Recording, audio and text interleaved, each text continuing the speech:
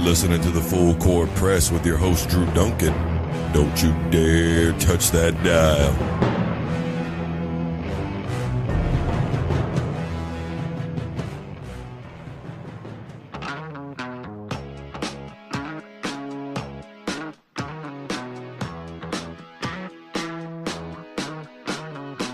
Hello, everybody. Welcome to the Full Court Press. I am Drew Duncan. Don't forget, you can find me on Instagram, Twitter, and Facebook, all at Drew Duncan83, as well as YouTube at Drew Duncan.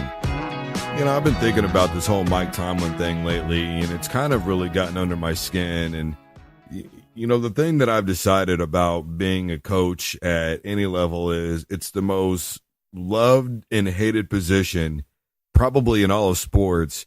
Maybe even more so than quarterback, star player on the basketball team, whatever the case may be. You know, what I see when I see guys who are big name coaches like Mike Tomlin, and how the word is that people are trying to leverage Rooney into getting rid of him, it just boggles my mind. The guy's been to 2 Super Bowls. He's won one of them. And since he's been a head coach in Pittsburgh in 2007, he's won 65% of his games. You want to know something that all coaches have, what the common denominator is that any coach who's a proven winner has lost a lot of games to get to where they're at. Dan Reeves, Jim Boeheim, Tom Landry, Bear Bryant, some of the winningest coaches ever. Howard Schnellenberger, one of the most revered coaches in all of college football. People say that he should be in the Hall of Fame, and because of a win percentage issue, he's not quite in there. When the guy turned around the University of Miami, took him from being one of the far and away worst programs in the entire country, and to where he started a dynasty that lasted over 20 years. You know, Jim Boeheim coached for 9 seasons at Syracuse before he finally had a winning record. We're talking a lot of 13 and 14 seasons. And Jim Boeheim is one of the reasons why the Carrier Dome is as revered as a loud house as it is, especially when it comes to basketball, because Jim Boeheim was winning games and they were almost all at home. Those were almost all the wins that he had were exclusively at the Carrier Dome. Can you believe that? He was there for a decade before he made it to a Final Four. Now Jim Boeheim is the only coach in NCAA basketball history to be in a Final Four in 4 different decades, including twice in this one. But he's still there, even though he's had some bad seasons, even though he's had some years where teams probably should have gone to the Final Four and they didn't. Think about the undefeated run that Syracuse had a couple of seasons ago. Think about that team with Eton Thomas and Jason Hart. You know, a lot of people look at Boeheim and they go, well, if it wasn't Carmelo Anthony, the guy wouldn't even have a title. Can we really say that, though? And does it even really matter? The guy wins basketball games. Did you know that in every sport there's another common denominator, and that is there can only be one champion? One. In Division I college basketball, FBS Subdivision I, whatever the hell you want to call it, there are 351 teams playing basketball. 351. In college football, in Division I, Subdivision, FBS 1, whatever you want to call it, there are 130 teams. Did you know at the end of the day, there can only be one champion? And right now with a playoff system that only features 4 teams, that means 126 other teams aren't going to be playing for a national title at the end of the season.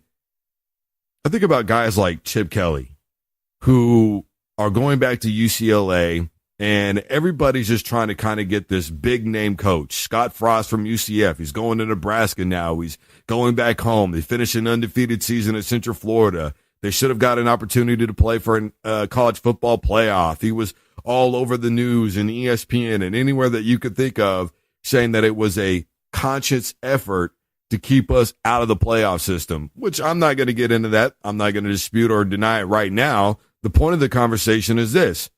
Nebraska looks at it and goes, hey, we've got one of our own here. This guy won a title here. He was at Oregon under Chip Kelly. He's learned this new system of offense. He turns his team around in only a couple of seasons. Who wouldn't want him? I think about Charlie Weis Jr. Charlie Weis Jr. is 24 years old, and he's an offensive coordinator now at Florida Atlantic. You say, well, that's not a big deal. Is it not? He's 24 years old. And look, I understand that he's got the name behind him. He's got the name of Weis, right? That's what he's got. He's got his dad's name, who's been synonymous with football for a long time, the offensive coordinator for the New England Patriots when they started their Super Bowl run. You know, he was at Notre Dame, all this stuff. And yet we see this kid who's done what? So now you start thinking to yourself, everybody's just looking for that hot new young coach. Who's that offensive guru? Who's got that defensive tactics, right? Think about John Madden starting a 3-4 defense. Who's got the ability to give us everything that we need in order to make it to the next level? And what do we want to do? We want to win a title. Well, of course, everybody wants to win a title. That's every player's and coach's entire state of being when they're in any league, is to be called champion. That's all there is to it. I think that sometimes we as fans, and, you know, I'm a journalist and I still revere to myself as a fan for the most part because I wouldn't do what I did if I wasn't a fan of sports. But I think that sometimes we have a tendency to get a little overzealous. Think about going back to Pittsburgh. What do? They fire Todd Haley because everybody's trying to point the finger at somebody and post a little bit of blame. But you want to know something that's missing from the equation? The players. You know, I talked about the Philadelphia Eagles in their playoff game and how the reason why they won was because they made a lot of effort plays. You know, I bagged on Nick Foles for a good majority of my segment that I did on it, and I talked about the poor play from the offense, the poor play on special teams, but Nick Foles made an effort play, right? Remember down inside the red zone, deep in the red zone, the 2-yard line, they had the ball, it gets fumbled. Foles was aware of what was going on. He picked the ball up and at least tried to get in the end zone. At the bare minimum, they were at least able to keep the ball and score some points, right? Get a field goal, which, by the way, they ended up going for it on 4th down and ended up scoring.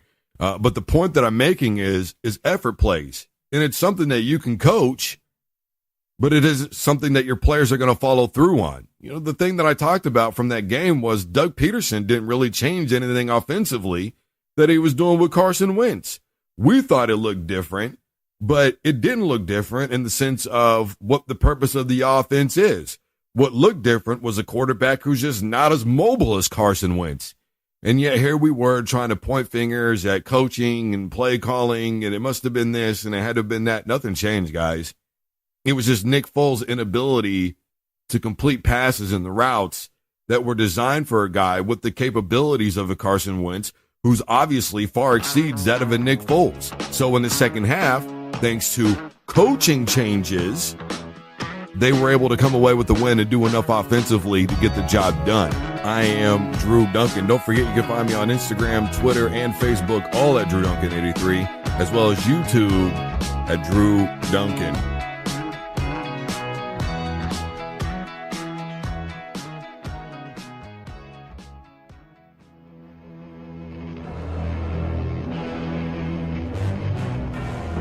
You're listening to the Full Court Press with your host, Drew Duncan. Don't you dare touch that dial.